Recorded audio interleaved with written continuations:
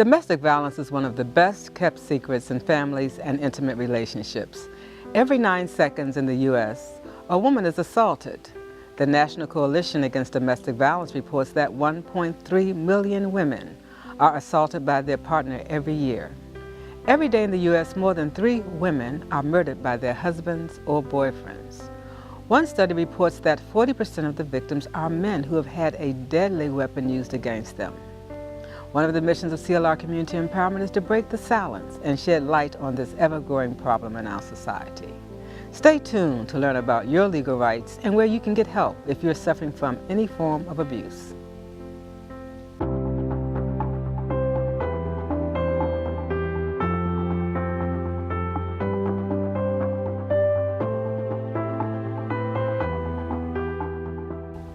Welcome to this edition of Stop Family Violence, Breaking the Silence, a program designed to increase public awareness about physical, emotional, and sexual abuse, a platform for you to get help. I am your host, Attorney Phyllis J. Outlaw. On behalf of CLR Community Empowerment, for your questions and comments, go to www.clrcommunity.org. Today we have the pleasure of speaking with Diane Kern, licensed clinical psychologist, District of Columbia and Maryland, the creator and facilitator of the Happy and Healthy Youth Seminar Series.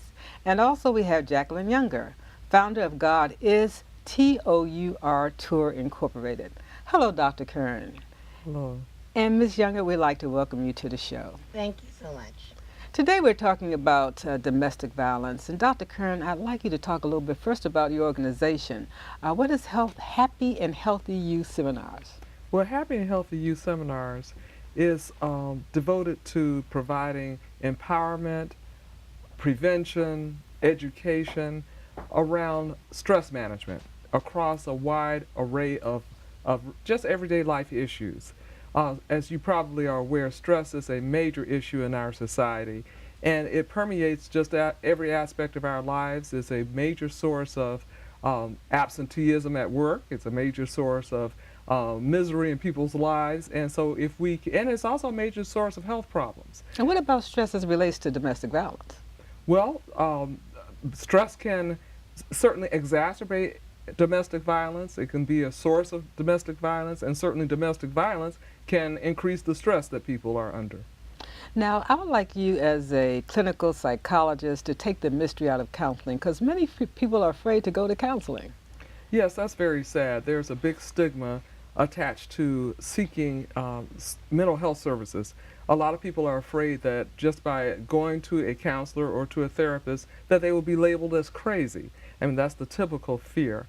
A lot of people also are afraid to share their problems with a stranger. You know, a lot of cultures have a big stigma against going and opening up and sharing your personal issues with anybody that is not a family member. So what is important is that people begin to value their mental health just as much as they do their physical health. And that requires a lot of re-education. Fortunately, things have changed over the years. I have definitely seen, I think most of us in the mental health field have seen an increase in the acceptance of counseling. One of the manifestations of that is the workplace. So for instance, many workplace organizations and agencies now have EAPs, employee assistance programs, which provide counseling, usually for free, initially at least for a few sessions, to their employees. And that helps usher in more acceptance of counseling. So describe for our audience, when a person comes to you for counseling, and when we want to take the mystery out of that, what could they expect? What would happen in a counseling session? Well, typically a therapist will, first of all, interview the person to get a sense of why they're there. What is the nature of the distress? What's going on? What are the problems? What's that person's experience of the problems? And then the therapist typically will, in addition to that, get a sense of how the person's doing, whether the person's exhibiting any kind of or experiencing some type of clinical symptoms, for instance, such as depression, anxiety, some other forms of stress-related disorder, any problems, more severe problems such as thought disorder, or problems with reality testing, so that they can make a diagnosis. So would I be correct to say it's like sitting down talking to a friend? Yes. Absolutely, And I think that eventually. takes the mystery out of it. In some cultures, folk go to counseling. In other cultures, they go to church. I suggest they That's do right. both. Now, I want to That's right. talk with Miss Younger a little bit and tell us what God is Tour. What does that organization do? Well, God is Tour. First of all, Tour, it stands for Together Our Understood Responsibility, TOUR. And what the organization is about is basically calling compassionate people into action. And what we want them to do is to just help assist the temporary state of homeless, abused, confused, hurt women and children in our communities. And when did you start this organization? I started this well, actually, I've been doing the organization since 1997. It wasn't until 2011 I became an actual 501c3 nonprofit organization. And what was your motivation for starting the organization? Well, my motivation was the fact that I was homeless at one time. I had been through a great deal of abuse and prostitution and drugs and things of that nature, and I came out of it. And but spending those years in it, I found myself not wanting to be in it, but not knowing how not to be in it. And even when I discovered, what to do, I didn't think I had it in me to do it because of all the abuse. My self-esteem was extremely low. But of course, I did come out of it.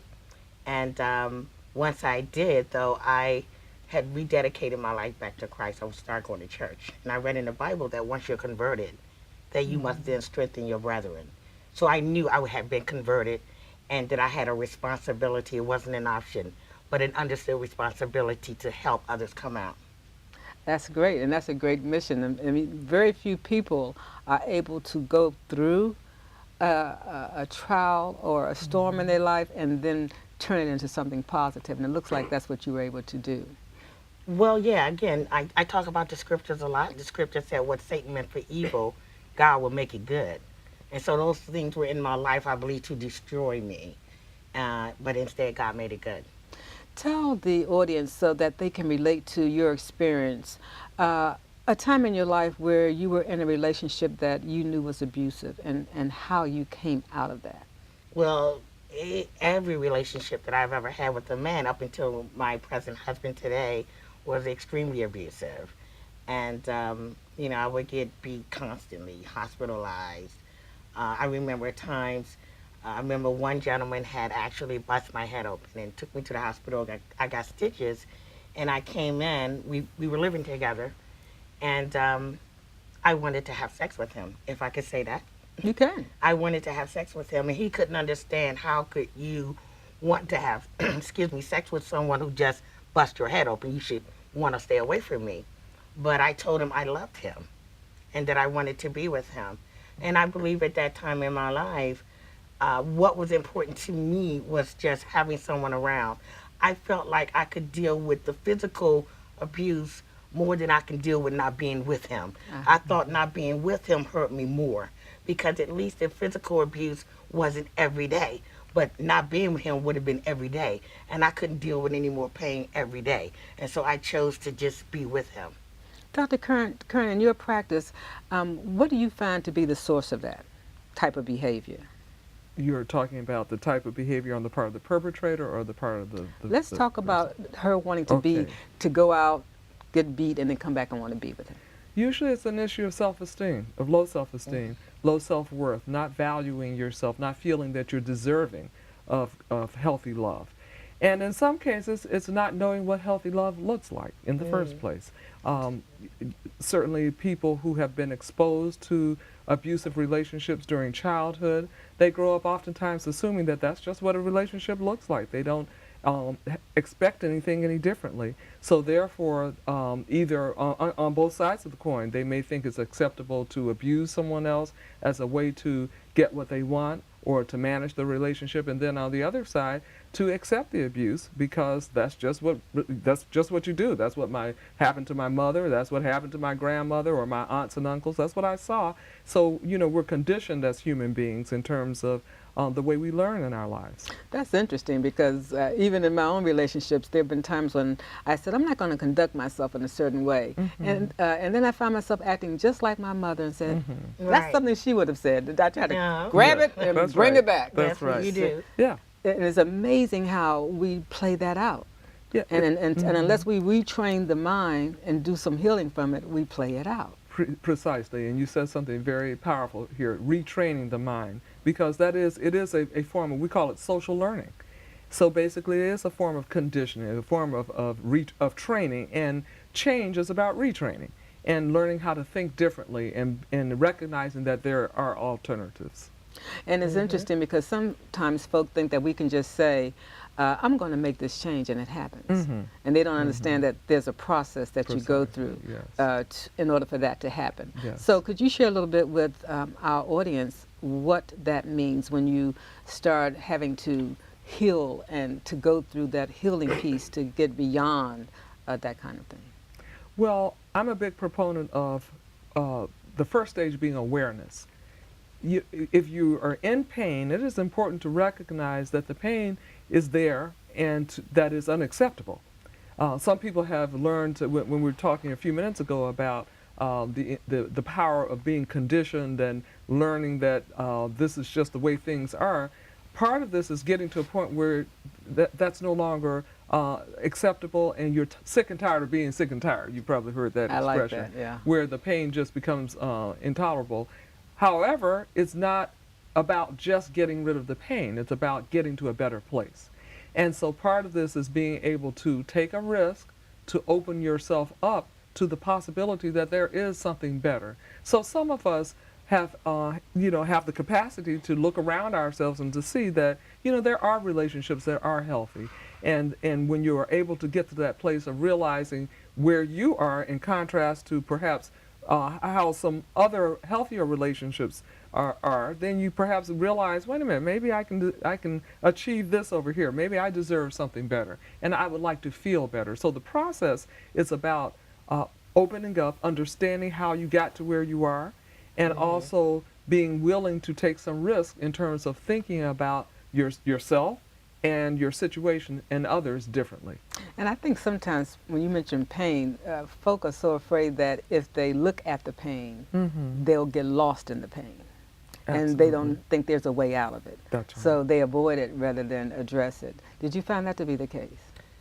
Later, I found that actually talking about it helped me. For a long time, I did hide it. I didn't want to talk about it, but I thought, and even today, I don't believe that I'm 100%. I may be 97, 98%, but I just talking about it today, being here tonight on this show is a help.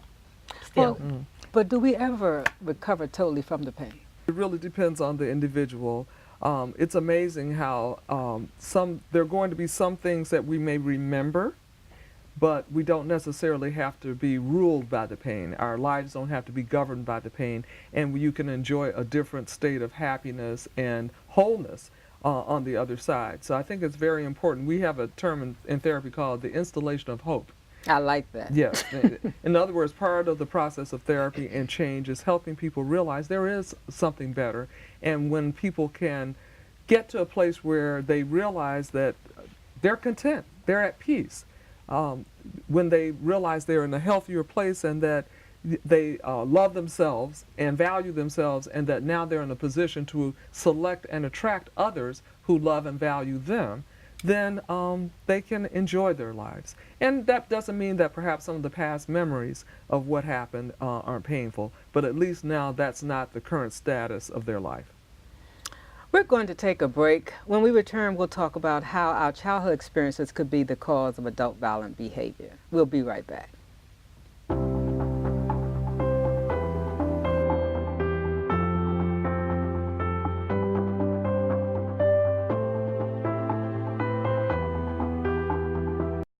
Check out this chef, right? So gay.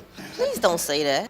It's like if I thought this pepper shaker was stupid and I said, man, this pepper shaker is so 16-year-old boy with a cheesy mustache. When you say that's so gay, do you realize what you say? Knock it off.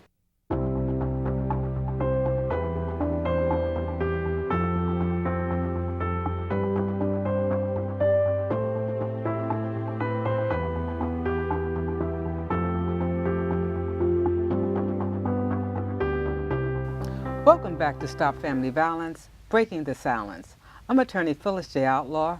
Returning with us is Dr. Diane Kern, Happy and Healthy Youth Seminar, as well as Jacqueline Younger, founder of God Is Tour, Incorporated. Studies suggest that up to 10 million children witness some form of domestic violence annually. Dr. Kern, what is the impact of childhood traumas on adult behavior? Well, certainly let's understand what trauma means. Trauma means being hurt, being wounded, and therefore we recognize that there are certain emotional reactions to that, much akin to what a lot of people are familiar with in terms of post-traumatic stress disorder or syndrome. So, for instance, children, it creates fear. This just because basically, keep in mind, a child doesn't have the power or the ability to take care of themselves or to do anything. So therefore, when they're witnessing violence, then it's extremely terrifying for them. And so therefore they internalize that. And that, if that's occurring repeatedly for years, then oftentimes, in order to cope with that, they develop various defense mechanisms such as, internalizing it, blocking it, avoiding it, denying it, and eventually it comes out later on in life. And so either it again, as we talked about earlier, it either socializes them to be okay with receiving the violence, being on the recipient end, because again, they've learned or they think that this is normal because that's what they saw and that's what they're familiar with, or else because of the fear and the anger that oftentimes gets generated, because that's the other emotion, the fear, in addition to the fear, is the anger, especially boys. I've worked with a lot of young men who grew up with a mother, for instance, who was the victim of domestic violence, either by their father or by the mother's boyfriend. And oftentimes, this boy was too young to really do anything to protect the mother, but there was that very natural instinct to want to protect the mother. So therefore, they had nothing to do with that anger but to internalize it. But then later on in life, when they're much older, they are going to either act it out, and in most cases with men, that's what they do, their anger, or it becomes imploded, we call it, or acted in, and that's when we see depression. Or the alcoholism. That's right. The drug abuse, alcoholism, that's a way to deal with the pain that it results from the trauma. Mm-hmm. And it's interesting because when we were talking earlier about pain and growing up with it and being in denial about it, Mm-hmm. I was looking at a show today, and I came from an alcoholic background. My stepfather was an alcoholic, and he's very emotionally abusive. Mm-hmm. And I was looking at this man who was apologizing to a young lady for not protecting her when she was a child. And he said, "You were such a happy child." He said, "But nobody ever stood up for you." Okay. He said, "I should have stood up for you, and I didn't, and I'm sorry." And she started crying, and I found myself crying. Yes. And I'm like, oh, maybe I needed to have that apology. Yes. And then I thought, no one really stood up for me either. And so many times, our parents and our mothers can be in denial. If there's an abusive male in the household, and if they're accustomed to being abused, it's normal for them. So then we find ourselves as children being abused, and then we grow with that. What did you find happening in your situation, Ms. Younger? Well, in my childhood, let me go up some. When I was age 19, I found myself, a prostitute on 14th Street with the pimp and the whole 9 yards. And I would stand out there on the corners and I would think about my life. I would think about my past, as I'm waiting for the next trick to come. And I would remember in high school, I was president and captain of everything. And, anything I was involved in, I was always in charge. So how did my life take this turn like that? How did I end up here on 14th Street? And so I actually walked into a place where they had psychiatrists, and I didn't have insurance or anything like that, but one of them saw me and she talked with me, and at that time is when I learned that I was pretty much programmed into being who I was, because as a child, my father had a really good friend of his, and he would come over late at night and he would pay me 25 cents to let him fondle me. Yeah. And she she said that back then I was being trained to sell my body. He was teaching me how to be a prostitute. It's just then it was 25 cents, but as I got older, my needs got greater, and so I needed more money, and so I started prostituting. Then with the abuse with the men, just a lot of verbal abuse went on in my home as far as my father. Certain things that he would say to me. And then I had 8 brothers, and they all teased me. They would tell me how ugly I was, Really? and you know, just really bad things about me. And 8 so brothers. I had 8 brothers. Any sisters? I did. My mother had 12 kids, actually, Wow. by my dad. But my brothers made me feel terrible about me. Well, will they teach me other sisters? Well, yeah, that was a thing. You know, everyone okay. did it, but I think I just handled it differently. I was a very sensitive child. Well, I would talk back to them and say, well, no, you're the ugly one, but I would go in my room and I would cry, you know. And when I got in school, I thought other girls was much prettier than I was and that kind of thing. So I think because I did not get that approval from the only men that I knew in my life at the time, which was my father, my brothers, that when I went out there, I didn't know, as Dr. Kern said here, I didn't know what a healthy relationship was between a man and a woman or a girl and a boy, because the ones that I had were very abusive and they didn't make me feel good about myself at all. And so I understood why I actually ended up with those type of men. But you had said something about retraining, and that's I had to renew my mind on who I was. And when I started reading the Bible and it started saying that I was fearfully and wonderfully made, and you know, all these great things about me, what I did was I renewed my mind. I started believing those things as opposed to the things that were said about me back then. I see. Dr. Kern, what is your thoughts about what she's just shared with us? That's, I think, an amazing journey that you had, and it's amazing that you had the inner strength to be able to get to a different place.